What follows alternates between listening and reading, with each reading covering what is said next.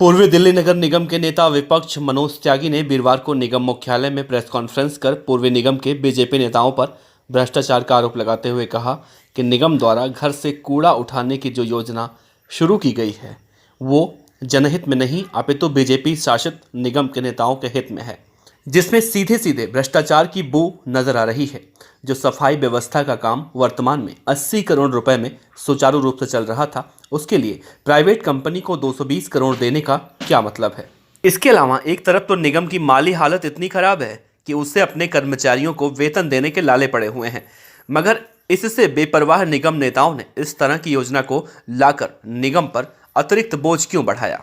जब ईडीएमसी की आर्थिक स्थिति बहुत कमज़ोर है, आज हम अपने कर्मचारियों की तनख्वाह नहीं दे पा रहे, जो हमारे रिटायर्ड जो कर्मचारी हैं हम उनकी तनख्वाह नहीं दे पा रहे, उनकी मेडिकल फैसिलिटी के पैसे नहीं पे कर पा रहे हॉस्पिटलों को, तो आज आखिर ऐसी क्या आवश्यकता पड़ गई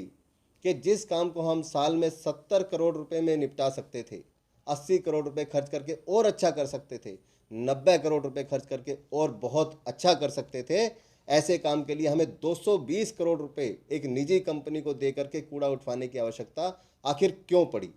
तो मुझे ऐसा लगता है कि इसके पीछे कोई बहुत बड़ा भ्रष्टाचार है, कोई मिली भगत है, और इसी मिली भगत के चलते कहीं ना कहीं भारतीय जनता पार्टी अपने पार्षदों के विरोध के बावजूद भी इसको लागू करने पर अड़ी हुई है, और हम एज ए ओपोजिशन इसका पूरा विरोध करते हैं, क्योंकि जो काम हमारा 80 करोड़ में निपट सकता है उसके लिए हम जनता का पैसा व्यर्थ नष्ट नहीं होने देंगे। नेता विपक्ष ने कहा कि जिस मेट्रो कंपनी को यह जिम्मेदारी दी गई है उस कंपनी ने अभी कई वार्डों में काम करना शुरू कर दिया है।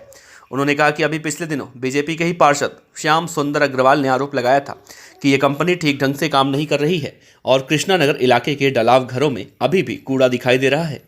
यही नहीं, दक्षिणी जोन की चेयरपर्सन भावना मलिक के वार्ड से भी बड़े नकारात्मक परिणाम सामने आए हैं। इस वार्ड के सैनिटरी इंस्पेक्टर तक ने खुद लिख कर दिया है कि 3-3 दिनों से गलियों में कूड़ा नहीं उठ रहा है और ना ही इन गलियों में रिक्शा तक पहुंच रहा है। मैं एक वार्ड की बात करना चाहता हूं जो कि साउथ जोन की चेयरमैन है,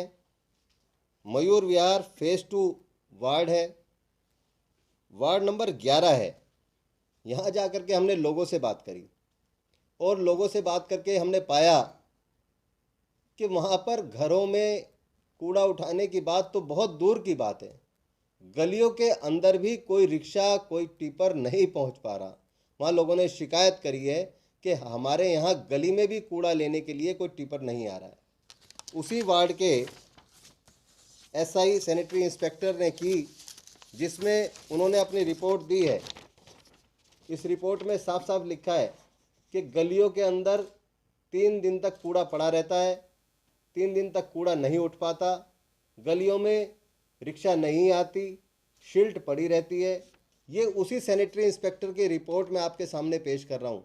जब वहाँ का सैनिटरी इंस्पेक्टर खुद ये बात कह रहा है और मान रहा है, तो फिर ये भारतीय जनता पार्टी के लोग इस कंपनी को ज़बरदस्ती लगाने के लिए क्यों आतुर हैं, क्यों परेशान हैं, मुझे ये बात समझ नहीं आ रही। न्यूज़ ऑनलाइन एसएम के लिए कैमरामैन पृथ्वी टांक के साथ सचिन मीना की रिपोर्ट।